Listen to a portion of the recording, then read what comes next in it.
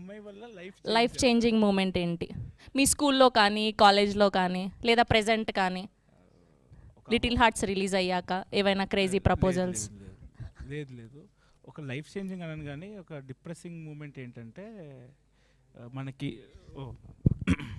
Lab exams ఉంటాయి కదా, అది కాపీ కొడుతూ నేను ఒక అమ్మాయి దొరికిపోయాం బీటెక్లో జావా ఎగ్జామ్. దొరికిపోయిన తర్వాత ఆమె ఏడటం స్టార్ట్ చేసింది. మ్యామ్ తిడుతుంది, వీటిలాగా నువ్వు కూడా ఏంటి, వీడికంటే బుద్ధి లేదు అని తిడుతుంది. ఆవిడ ఏడ్చింది.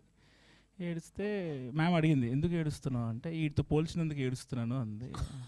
అది కొంచెం అయ్యయ్యో ఎంత పెద్ద మాట సార్ ఇది అసలు. అదొకటి.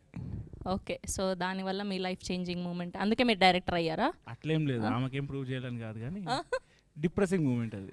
Okay, next Mouli, the most sensational hero, welcome to youth. So ఎలా ఉంది లిటిల్ హార్ట్స్ తర్వాత ఈ సక్సెస్? ఇదంతా గెస్ట్గా వస్తున్నారు.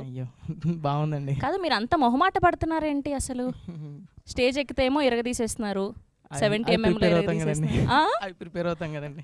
ఓకే, సో మీరు చెప్పండి, అమ్మాయి వల్ల మీకు లైఫ్ చేంజింగ్ మూమెంట్ ఏంటి? లైఫ్ చేంజింగ్ అంటే ఏం లేదండి ఇప్పటివరకు అయితే. అంటే శ్రీ చైతన్య కదండి, పెద్ద ఇంటరాక్షన్ ఉండకపోతుండే. సో ఇంజనీరింగ్లో మాత్రం ఎలా శుద్ధపూసే ఉండేవాడిని. ఇంజనీరింగ్లో మాత్రం ఒక అమ్మాయి ఫ్రెండ్, నార్మల్ ఫ్రెండ్, ఒక రోజు ఐస్ క్రీమ్ పిలిచింది. ఐస్ క్రీమ్ తిందాం, మా క్యాంటీన్ దగ్గర ఐస్ క్రీమ్ బాగుంటుందంట అని పిలిచింది. నాకేమన్నా ఐస్ క్రీమ్ బాగుంటుంది అదే నా మైండ్లో ఉంది. సో వెళ్ళి ఐస్ క్రీమ్ తినేసా. అమ్మాయి రాలేదు. అమ్మాయి వచ్చిన వెంటనే ఐస్ క్రీమ్ అంతేం బాగాలేదు కదా, ఇక్కడేంది చెప్పాను, నేను క్లాస్కి వెళ్తాను వచ్చాయని చెప్పి వెళ్ళిపోయా. అలా ఉండేది. So very bad. అయ్యయ్యో, సినిమాలు చూడలేదా అంతకుముందు?